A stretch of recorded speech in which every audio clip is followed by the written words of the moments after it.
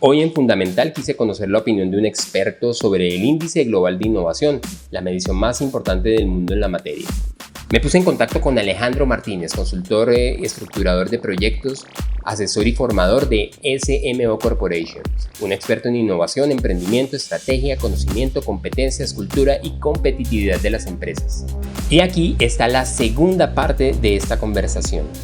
El otro día hablaba, no te voy a decir el rector ni de qué universidad, pero él dijo una cosa chistosísima. Él dijo, a ver, Alejandro, ¿tú qué crees que pasaría si se acaban MinCiencias?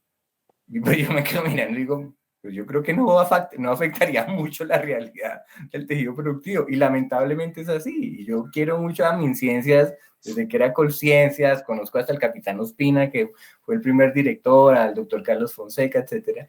Entonces, pues obviamente ha sido un lugar, una esquina muy importante para el país, pero obviamente no tiene la misma fuerza, ni el mismo poder, ni la misma capacidad de impacto que sí tiene, por ejemplo, DARPA en Estados Unidos. Es decir, si uno hace una analogía, digamos, el que podría ser el director de MinCiencias acá, en Estados Unidos, como el director de ARPA, que es como, digamos, la red donde confluyen universidades y la parte militar de los Estados Unidos, y ellos le hablan al oído y son los consejeros que están pegados al presidente. O sea, digamos, la relevancia que tiene. Alguna vez uno de los directores de Colciencias me decía, ¿tú sabes cuál es el presupuesto de Colciencia en ese momento? Hace, no sé, 5 o 10 años.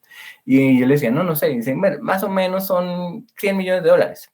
Y me dijo, ¿tú cuánto crees que vale un kilómetro de carretera de 4G? Yo no tengo ni idea. Y digo, pues más o menos, eso vale como $1 millón por...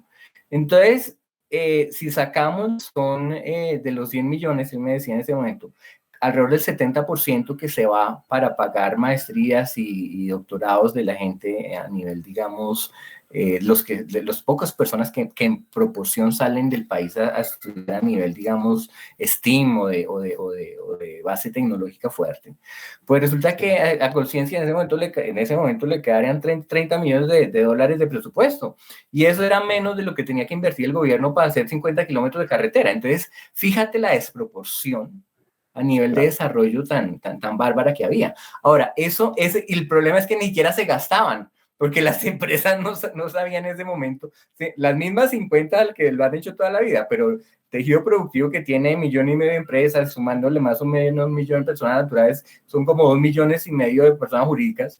Y resulta que, pues, ¿quiénes se acercan a MinCiencias? Las mismas 20, 50 siempre.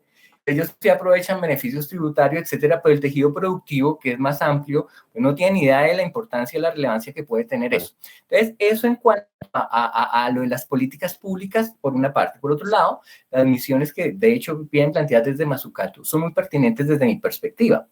Entonces sí se le ha metido, digamos, la muela a eso en el sentido de que se le está dando importancia, pero se le da importancia realmente a algo, no se va reflejado en que escriban un COMPES, se ha reflejado en el presupuesto que tenga y en las acciones y proyectos que se desarrollen. Y claramente hay más presupuesto, no sé, en hacer publicidad y en generar, no sé, cualquier cantidad de peleas mediáticas frente a lo que significa, oiga, generemos innovaciones y sobre todo que ahorita ya la inteligencia artificial pues nos está corriendo pierna arriba, entonces uno tiene que estar muy preparado para saber que esto es muy relevante hacerlo. Y por último, fíjate en la misma imagen que tú estás mostrando.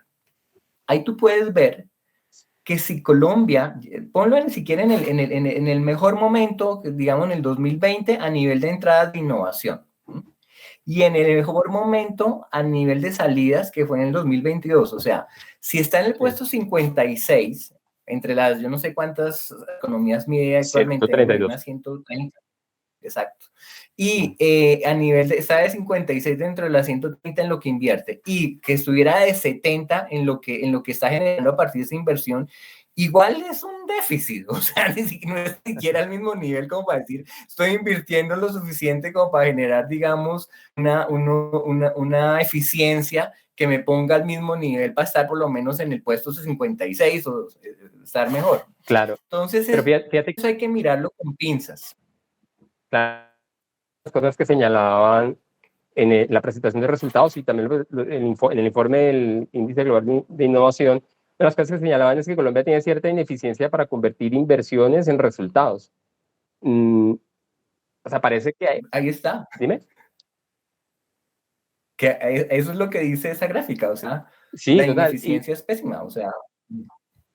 Claro, pero digamos como analizando un poquito, dándole color a los números, es esas ineficiencias en que están, en pues, una sociedad que es en la que pues, evidentemente, por ejemplo, hay altísimos niveles de impunidad, en problemas que no están quedando registrados en los números, no sé, infraestructurales o de inequidad, pero probablemente también en aspectos culturales, ¿no? Esto a mí me llama mucho la atención porque hay países que tienen una inversión similar o menor, tienen salidas mayores, y aunque ranquean un poco por debajo de Colombia en el índice, tienen, digamos, logran convertir más fácilmente, digamos, Uruguay, por ejemplo, su inversión en resultados, ¿no?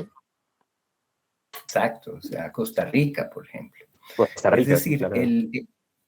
entonces, ¿qué pasa? Digamos que la respuesta es una respuesta compleja, o sea, yo creo que yo mismo no la tengo tan clara, pero el que sea compleja, eso sí lo tengo claro, en el sentido de que hay muchas variables. Sí. Obviamente, es fundamental entenderlo, o sea, tú y yo tenemos educación terciaria. Y cuando uno dice, bueno, yo tengo educación terciaria, casi que piensa, le preguntan, ¿y cuántos de sus amigos tienen un posgrado? Y uno pues dice, no, pues yo con casi todos, entonces el 90%, el 80%. Y cuando uno va a ver la realidad, que también hay datos sobre eso, descubre, ¿cierto?, que cuando uno analiza cuánta gente en Colombia tiene educación terciaria, establece que solamente de los ocupados de la población económicamente activa, que sea el 90% de la población económicamente activa, que es la mitad de la población general, ¿cierto? Entonces, solo el 3,4%. Entonces, quienes tenemos una educación terciaria, pues tenemos una gran responsabilidad porque representamos, en ese caso, casi muy poquito frente a un 96% que no la tiene. Ahora, si uno amplía el espectro, digamos, a lo que se conoce como la población, el censo electoral, que es la población mayor de edad, porque cuando uno es mayor de edad ya puede haber hecho, no sé, 1 año, 2 años en SENA. Entonces, el problema, se va a dar cuenta que, pues, quienes tenemos educación terciaria no alcanzamos ni siquiera el 2%. Entonces, hay un 98% de la gente que, pues, esto no le importa, que está de pronto sobreviviendo. De hecho, la gente que ni siquiera tiene primaria es como el 15% según los últimos datos del informe del Consejo Privado de Competitividad. Entonces, es cultural, pero también tiene que ver con el nivel de formación y la calidad de esa formación. ¿Y eso para qué sirve? O sea, por ejemplo, las universidades hoy en día están amarradas a solo funcionar o existir para dar clases.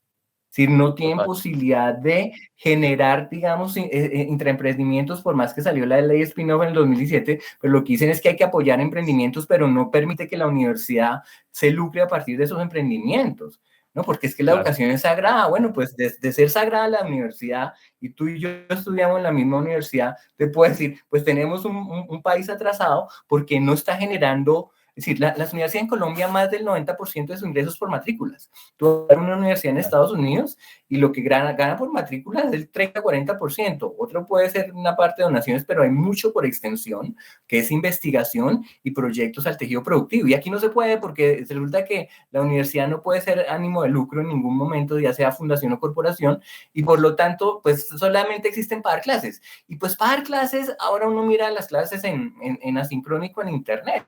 O sea, pueden desaparecer y con la inteligencia artificial y todo el conocimiento que tenían no se está utilizando realmente. Entonces, hay una serie de variables que uno tiene que considerar, el mismo mercado, el mismo tejido productivo, las mismas personas. Yo creo que para hacer plata en Colombia lo único que necesita es no tener escrúpulos, porque en Colombia no hace plata el que sea más pilo o el que tenga más estructuradas las cosas, sino el que salte más vainas. Entonces, pues esto es muy general, pues yo me siento orgulloso de ser colombiano, pero realmente, pues uno se da cuenta de eso. El 50% de la economía del país depende de la informalidad.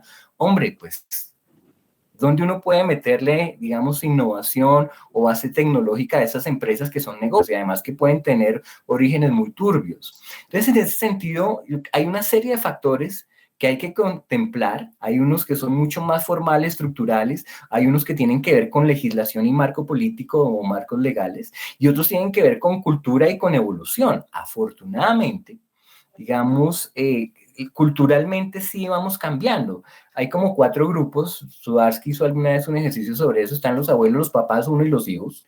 Y esos cambios, digamos, generacionales están llevando a que las personas, en la medida en que pues poco a poco, pues estamos grave a nivel de educación terciaria, pero cada vez hay más personas con educación básica. Entonces, las personas con mayor educación pueden tener de pronto un criterio más alto como para tomar decisiones, como también pueden caer en que todos son fan de TikTok y pues se acabó, se acabó el nivel de innovación, todo. Y fíjate que las debilidades, acuérdate que eso, el ranking es posición, y la posición uno puede llegar de primero porque el que iba antes se cayó. Pero uno lo que debería medir es números, o sea, no en que, por ejemplo, a nivel de movilidad de educación terciaria, no es que esté en el 108, ¿cierto? O en el 108, ¿cierto? 108, Sino eso qué implica, qué significa, ¿cierto? O sea, si claro, hay muchos doctores que se están moviendo a generar una diáspora a nivel de país o están centralizados, porque además son muy poquitos en proporción, están todos en Bogotá y eventualmente algo en Medellín y para de contar. claro, Entonces, no es tanto el número, sino el trasfondo que tiene. Pero claramente, y pues ellos no son bobos, como te decía al principio, estos son reflejos o son, digamos, evidencias de cosas muy relevantes. Y si te dicen a ti, mire, Colombia está mal a nivel de educación terciaria, Colombia está mal a nivel de educación en pruebas PISA, Colombia está mal a nivel de docentes, que es, digamos, la relación de profesores, estudiantes, Colombia está mal a nivel de inversión en investigación y desarrollo, Colombia está mal a nivel de formación de capital humano, Colombia está mal a nivel de finanzas, y mira, aquí voy a hablar probablemente de una manera muy cruda. Rappi, pues un proyecto muy interesante que nadie quiere que se acabe, pero Rappi no ha dado ganancias desde que se fundó. Y Rappi no claro, es un muy buen ejemplo de emprendimiento porque fue una cuestión que les permitió a los muchachos conseguir buen respaldo en un momento donde además la plata estaba económica.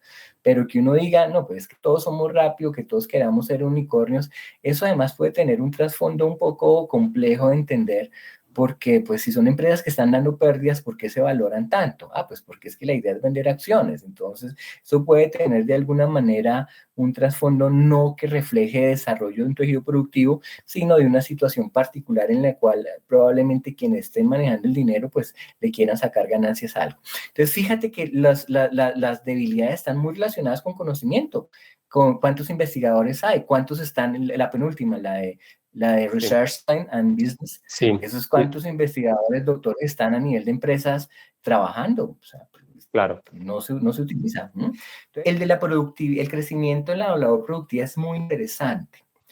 ¿Por qué? Que es el antepenúltimo. sí, Porque la productividad laboral, eso es cierto, se refiere a qué tanto valor se está generando a nivel de productividad laboral. Pero fíjate que dice crecimiento. sí, Resulta que si tenemos si tenemos una mala productividad laboral, lo que determina la sociedad no es el PIB, ni siquiera el ingreso per cápita, que es coger el PIB y dividirlo por toda la gente, y mucho menos una economía como la colombiana que tiene tan mala distribución de la riqueza. Pero lo claro, que es la PTF, que es la productividad total de los factores, sí es seria.